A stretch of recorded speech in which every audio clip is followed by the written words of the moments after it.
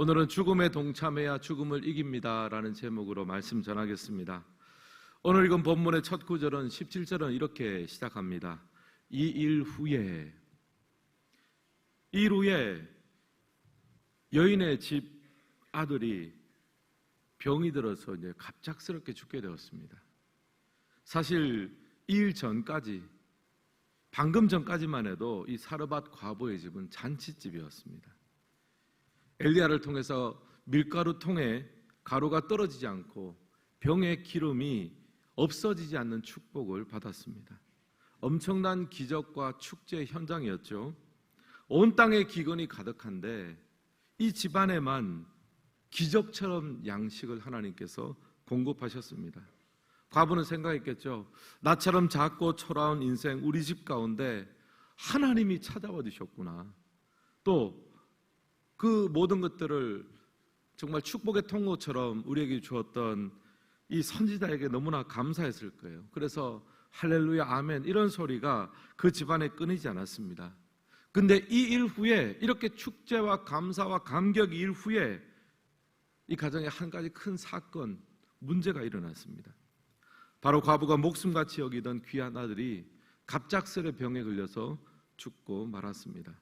가장 큰 기쁨의 순간이 가장 큰 절망의 순간으로 바뀌었습니다.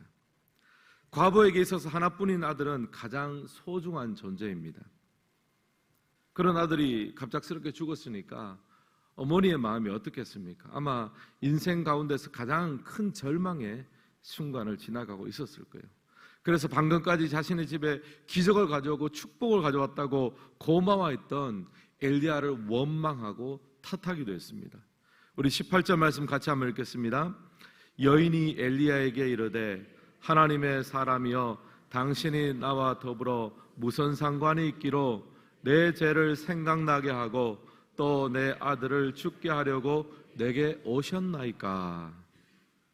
이제 당시의 세계관에 의하면 어떤 어려움이나 사건 사고가 생기면 이거는 내 죄나 조상의 어떤 잘못 때문에 벌 받는다고 생각을 했습니다.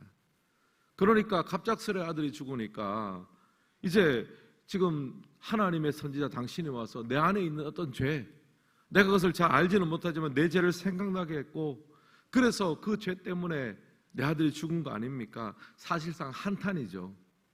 원망과 한탄과 자책을 했습니다. 당신이 우리 집에 오지 않았더라면 이런 일 일어나지 않았을 텐데 탄식과 한탄을 하는 거예요. 이 일 후에 정말 잔치와 축제 같은 사건이 있은 후에 엄청난 절망과 좌절의 사건이 이 집안을 덮쳤습니다. 사랑하는 성도 여러분, 이 일 후에라는 이 순간은요, 이 세상을 살아가는 누구에게나 다 찾아올 수 있는 순간입니다. 사르밧 과부의 집에서도 있었지만 오늘 살아가는 우리의 삶에도 항상 일어날 수 있습니다. 행복하고 기쁘고 감사의 순간도 있지만 동시에 슬프고 아프고 고난의 시간도 항상 공존합니다. 언제든지 반전이 올 수 있고요, 내일 일은 우리가 알지 못하는 거예요. 저도 목회를 하면서 참 이런 반전의 시간, 절망의 시간을 가진 분도 제가 많이 봤습니다. 나름대로 신앙생활을 잘 함에도 불구하고 어떤 결정적인 순간에서 사업이 갑자기 브레이크가 걸리기도 하고, 또 사랑하는 가족을 어떤 사고나 어떤 일을 통해서 또 크게 다치거나 또 잃기도 하고, 또 제가 또 본 어떤 분은 회사에서 결정적으로 승진을 해야 되는데 왜 승진 못하면 이제 퇴사해야 되는 그런 시점이 있잖아요. 얼마나 간절히 기도했는지 몰라요. 왜냐하면은 자녀들 아직 한참 커가고 또 부모님도 모시느라 또 집도 옮겨가지고 그랬는데, 그러니까 이게 지금 당장 승진을 못하면 회사를 떠나게 되면 이게 좀 큰일 나잖아요. 같이 막 기도했는데 승진이 안 됐어요. 그러니까 이분이 어떤 결정을 했냐면은 또 가족들을 부양해야 되니까 다들 가기 싫어하는 아프리카 오지 지원을 했습니다. 지원을 해서 몇 년간 그래도 내가 더 회사에 있어야 됩니다 하면서 참 눈물을 흘리면서 그 오지로 파송 나가는 것을 보았습니다. 이렇게 일 후의 순간, 너무나 행복하고 기쁘고 감사한 순간도 있지만 불현듯 우리 가운데 찾아오는 이 아픔과 또 사고와 절망의 소식들이 항상 우리 가운데 있습니다. 또 이런 모습이 우리 개인이나 가정에만 있는 것이 아니죠. 우리가 한국 교회를 보거나 여러 가지 사회 생활을 보면서, 사회 현상들을 보면서 사실 요즘 또 사회 여러 가지 문제와 갈등들이 많이 있지 않습니까? 하나님, 과연 이런 우리의 사회와 공동체가 이 모든 문제와 갈등이 정말 해소가 되고 하나님 앞에 뭔가 기쁘고 공의롭고 서로가 서로를 존중하는 그런 사회로 변화될 수 있을까요? 그런 마음이 들지 않습니까? 또 우리의 미래에 대한 걱정이 있습니다. 그러나 이 모든 상황 속에서 우리가 이 모든 것에 압도되지 아니하고 하나님, 우리가 다시 한번 일어나고 회복하고 정말 하나님의 부활의 능력을 맛볼 수 있을까요? 그런 고민을 우리가 하게 됩니다. 이 일 후에는 바로 우리 모두의 현실이에요. 그런데 오늘 이런 상황 속에서 엘리야는 어떻게 하는지 한번 살펴보기를 원합니다. 19절 말씀 우리 같이 한번 읽겠습니다. 엘리야가 그에게 그의 아들을 달라 하여 그를 그 여인의 품에서 받아 안고 자기가 거처하는 다락에 올라가서 자기 침상에 누이고. 엘리야는 과부에게서 아들의 시신을 내어달라고 합니다. 여인의 품에서 그 죽음을 받아서 다락으로 올라갑니다. 기도의 자리로 올라가는 거죠. 사실 엘리야라고 해서 뭐 별 뾰족한 수가 있겠습니까? 없죠. 그러나 엘리야는 그 절망과 그 죽음의 사건을 받아들이면서 그냥 그 자체로 결론을 내리지 않습니다. 스스로 결론을 내리지 않습니다. 이 모든 일의 결론은 하나님이 내려주신다. 아이의 죽음을 안고 하나님 앞에 나아가는 거예요. 그리고 이 엘리야의 요청에 대해서 사르밧 과부는 어떻게 반응했습니까? 아들의 시신을 엘리야에게 내어줍니다. 방금 전까지는 이 아들의 죽음을 안고 너무나 절망했습니다. 이제 내 아들은 죽었다, 내 인생은 이제 끝났다 라고 절망을 했습니다. 그러나 선지자의 요청을 듣고 자기가 내렸던 결론을 잠시 보류했습니다. 내 아들의 이 영원한 최종적인 운명은 이 사건이 결정하는 것이 아니라, 또 내가 결론을 내는 것이 아니라 하나님이 결론 내리기 전까지는 끝난 것이 아니다. 그 마음으로 선지자에게 아들의 시신을 내어주었습니다. 사랑하는 성도 여러분, 우리가 믿음이라는 것이 무엇입니까? 내 스스로 결론 내리지 않는 것입니다. 하나님이 결론 내릴 수 있도록 하나님 앞에 올려드리는 것이 믿음 생활의 본질인 줄을 믿습니다. 여러분, 아브라함을 보십시오. 믿음의 조상이잖아요. 내 자손을 바다의 모래와 같이 많게 하실 것이라 하나님께서 약속을 하셨습니다. 하지만 그 약속이 이루어지기까지는 너무나 많은 시간이 흘렀어요. 하지만 아브라함은 자신의 삶에 대한 결론을 스스로 내지 않았습니다. 하나님이 결론 내려줄 때까지 그는 믿음으로 기다렸습니다. 오병이어 사건도 마찬가지죠. 예수님께서 제자들에게 사실상 불가능한 명령을 내리셨어요. 5,000명이 넘는 사람들을 너희들 12제자들이 먹여봐라 그랬습니다. 불가능한 일이죠. 그 중에 제자 한 명 빌립 있었습니다. 빌립은 머리가 똑똑하고 계산이 잘 돌아가는 사람입니다. 예수님이 딱 말씀하자마자 계산기를 두들겨 봤어요. 200데나리온이 듭니다. 큰 돈입니다. 그래서 결론은 불가합니다. 예수님, 우리에게는 이만큼의 돈이 없습니다. 예수님은 빌립은요 자기 스스로 결론을 내렸어요. 예수님이 내리신 판단과 예수님이 내리신 결론을 자기 생각으로 다시 판단하고 다시 결론 내렸습니다. 사실 선을 넘은 거죠. 예수님이 제자들에게 하신 것은 판단하고 결론을 내리는 게 아니라 예수님이 판단하고 결론 내린 것에 대해서 어떻게 이것을 감당할 것인가, 하든지 못하든지 부족하면 능력을 주십시오 하면 어떻게 할까요? 판단과 결론은 주님이 내리시는 거고 그 영역은 우리의 영역이 아닌 거죠. 근데 반면에 예수님이 오병이어의 기적에 대해서 명령하실 때 안드레와 같은 사람도 있습니다. 안드레는 어떻게 반응했냐면요, 빌립과는 다르게 반응했어요. 옆에 아이를 보니까 오병이어 보리떡 5개, 물고기 2마리를 가지고 있는 거예요. 그래서 안드레가 그 이야기를 살며시 꺼냅니다. 예수님, 우리에게 있는 것이 이 보리떡 5개와 물고기 2마리 뿐인데 그럼에도 불구하고 우리가 뭘 좀 할 수 있을까요?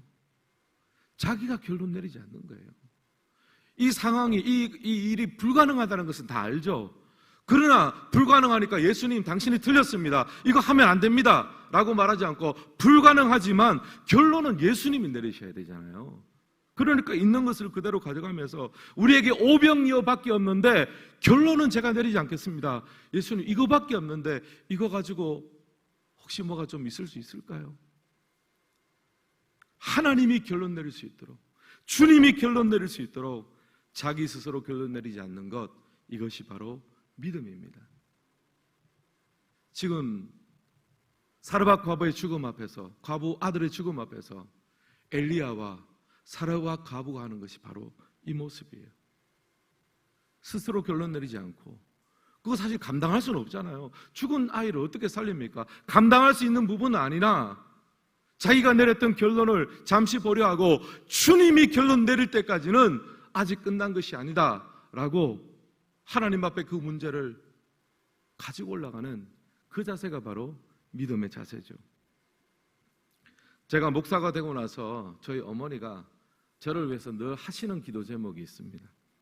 여러분도 아마 자녀 있는 분들은 자녀를 위해서 늘 루틴처럼 하는 기도가 있잖아요. 저희 어머님이 제가 목사 되고 나서 늘 하시는 기도가 뭐냐 하면은, 하나님, 조태성 목사, 조용기 목사님의 영역에 100배를 허락하여 주시옵소서. 야, 들을 때마다 부담스러워요. 어머님, 그 좀 안 하시면 안 됩니까? 조용기 목사님의 외모는 제가 자꾸 닮아가는 것 같은데, 신대원 다닐 때부터 막 이제 이 기도를 막 하시는 거예요. 들을 때마다 이게 뭐 조용기 목사님이 뭐 사실 세계에서 최고 큰 교회, 엄청난 또 신유와 엄청난 분이잖아요. 근데 그분 자체도 참 대단한데 그분 영역에 100배를 저한테 달라고 하니까 감당도 안 될 것 같고, 그러다가 제가 이제 이 설교를 좀 준비하면서 이것도 스스로 나한테 한계를 짓는 거잖아요. 결론을 내가 내리는 거잖아요. 기도를 어머님이 하셨으면, 어머님이 100배라 그랬으면 하나님 받아가지고 하나님이 적절하게 판단하고 나한테 100배를 주시든지, 그거 가지고도 부족하면 1000배를 주시든지, 그것도 하나님이 주실 건데 괜히 내가 중간에 판단하고 내가 결론 내려가지고 그게 뭡니까 이러면서 내가 결론 내리는 것도 아니다 하는 생각이 들었습니다. 그래서 이번 특세를 기점으로 해서 저는 조용기 목사님의 영역에 100배를 받기로 결정했습니다. 여러분도 기도해 주시기 바랍니다. 사랑하는 성도 여러분, 우리 인생에 있어서요, 너무 쉽게 포기하고 너무 쉽게 결론 내리지 마십시오. 하나님이 끝이라고 하기까지는 여러분 성급하게 포기하지 마십시오. 여러분의 개인의 삶에 있어서, 여러분의 가정과 우리 청복교회에 있어서 하나님이 일하실 기회를 드리는 은혜가 있기를 주님의 이름으로 축복합니다. 벌써 여러분 마음속에 한계를 짓고 포기한 부분이 있습니까? 오늘 이 새벽 기도의 시간에 펼쳐서 기도로 하나님 앞에 올려드리시기를 주님의 이름으로 축복합니다. 그리고 이 새벽에 또 한 가지 나누고 싶은 것은요, 아이의 죽음을 받아든 엘리야의 행동이에요. 엘리야는요, 아이의 시신을 내어달라고 해서 받아 안았습니다. 그리고 다락방으로 올라가서 아이의 죽음을 침상에 누웠고요, 하나님 앞에 부르짖어 기도했습니다. 21절 말씀 우리 같이 한번 읽겠습니다. 그 아이 위에 몸을 3번 펴서 엎드리고 여호와께 부르짖어 이르되, 내 하나님 여호와여, 원하건대 이 아이의 혼으로 그의 몸에 돌아오게 하옵소서 하니 아멘. 사실 얼핏 보면 이 엘리야의 행위는 이게 뭐 하는 일인가, 이게 참 갸우뚱합니다. 아이 위에 몸을 3번 펴서 엎드려서 부르짖어 기도했습니다. 이 3번이라는 것은 완전수를 말하는 거죠. 사실 이 구약의 율법에 의하면 죽은 사람의 시신에 접촉되는 것을 금하고 있습니다. 부정해지는 거죠. 그런데 엘리야는 의도적으로 접촉을 했어요. 머리부터 발끝까지 3번이나.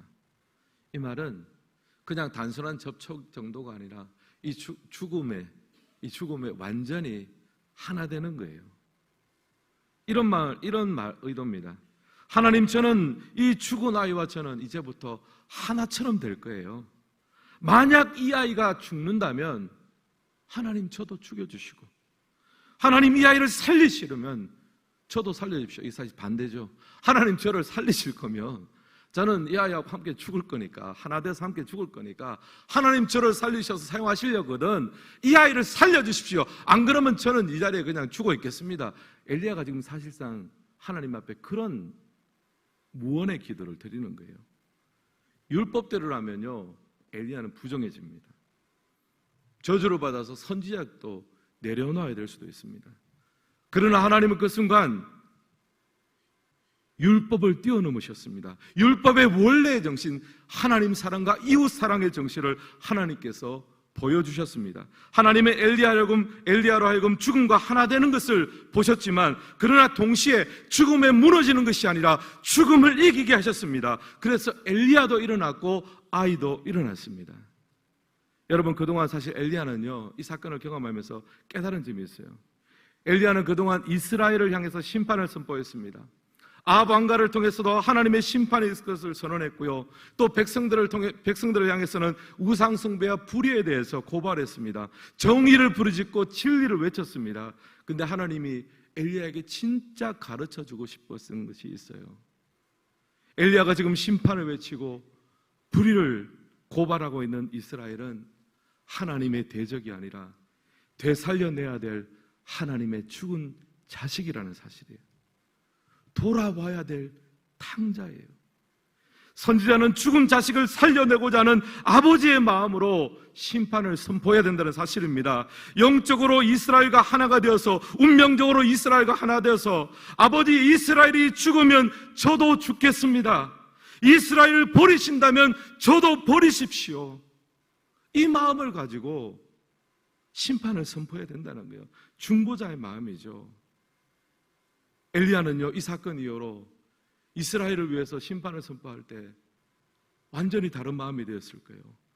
하나님, 지금은 비록 저렇게 바알을 섬기고 우상 숭배를 하지만 저 죽은 자식이 다시 살아 돌아올 그날을 기다리신 주님, 탕자가 다시 회복되기를 기다리는 하나님 아버지, 저 이런 백성을 살려주십시오. 사르밧 그 과부의 다락방에서 역사하셨던 그 하나님의 역사가 오늘 이스라엘을 다시 살리실 줄을 믿습니다. 갈멜산에서 그 확신을 가지고 그 사르밧 과부의 아이를 살리셨던 하나님을 바라보며 갈멜산에서 이스라엘 전체를 살리실 하나님을 바라보았습니다.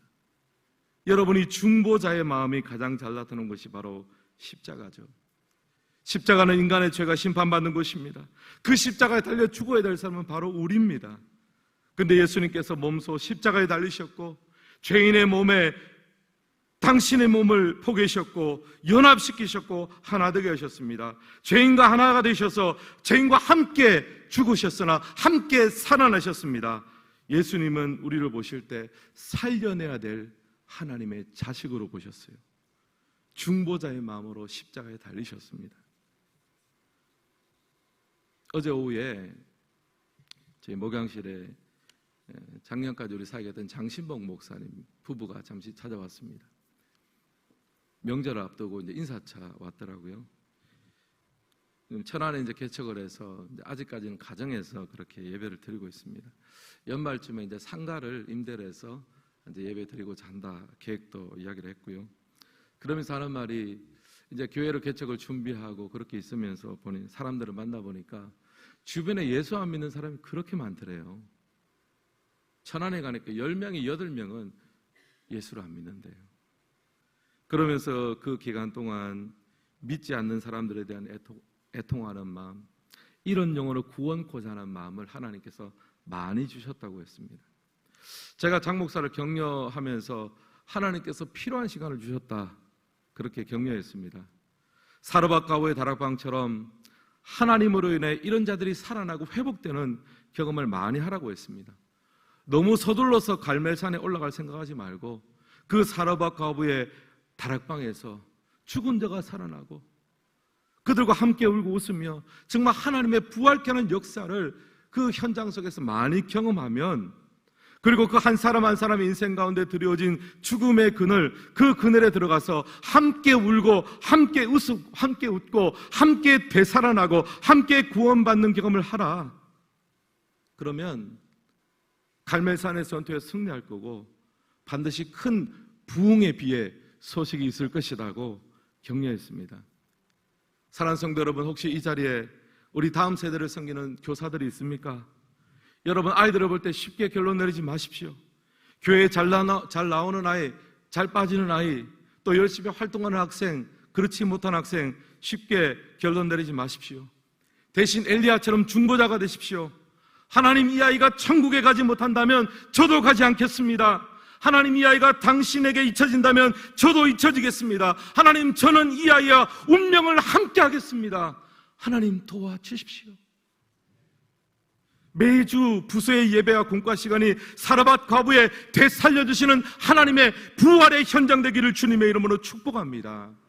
교사가 아이들, 학생들 가운데 가서 그들 가운데 있는 죽음의 그늘에 동참할 때 그 죽음을 함께 극복하는 그 부활에도 동참하게 될 줄을 믿습니다.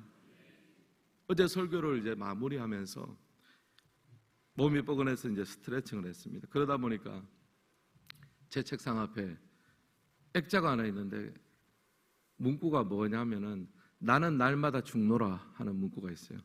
스트레칭 하다가 이제 그 문구를 봤습니다. 보니까 부담스럽잖아요. 진작 치웠어야 되는데. 그러면서 이제 묵상을 했어요. 사도 바울의 말이잖아요. 사도 바울도 엘리야처럼 날마다 이 죄악에 있는 우리가 모두 죄인들 아닙니까? 이 세상의 사망의 그늘의 틈바구니 속에서 매일 죽음에 동참하였으나 매일 죽음을 이긴 부활의 현장이 되었던 것처럼 매일 사망의 그늘 안에 있지만 매일 부활하며 매일 되살아나는 것이 바로 교회가 아니겠습니까? 그 교회의 능력이 우리 가운데 있기를 원하고요. 그래서 제가 기도했습니다. 하나님께서 허락하신 이곳에서 주님께서 허락하신 사람들 속에서 또 이 세상 가운데 사망의 그늘로 들어가기를 원합니다. 그 절망과 죽음의 한가운데서 함께 울고 함께 웃고 함께 부활하는 꿈을 꾸고 싶습니다. 하나님 아버지, 우리 천국교회가 사르밧 과부의 살아나는 현장이 되게 하여 주옵소서. 큰 비의 소식을 우리 천국교회 가운데 허락하여 주시옵소서. 사랑하는 성도 여러분, 여러분이 발딛고 있는 그 현장에서 사망의 그늘이 있으십니까? 여러분 그곳에서 빛이 되기를 주님의 이름으로 축복합니다. 우리가 밟는 모든 곳에 어둠이 사라지고 하나님의 빛이 비치고 엘리야가 가는 곳마다 죽음에 동참하는 듯하나 죽음을 이긴 역사가 일어난 것처럼 우리의 삶에 동일한 역사가 있기를 주님의 이름으로 축복합니다. 오늘 말씀을 마무리하겠습니다. 여러분 꼭 기억하십시오.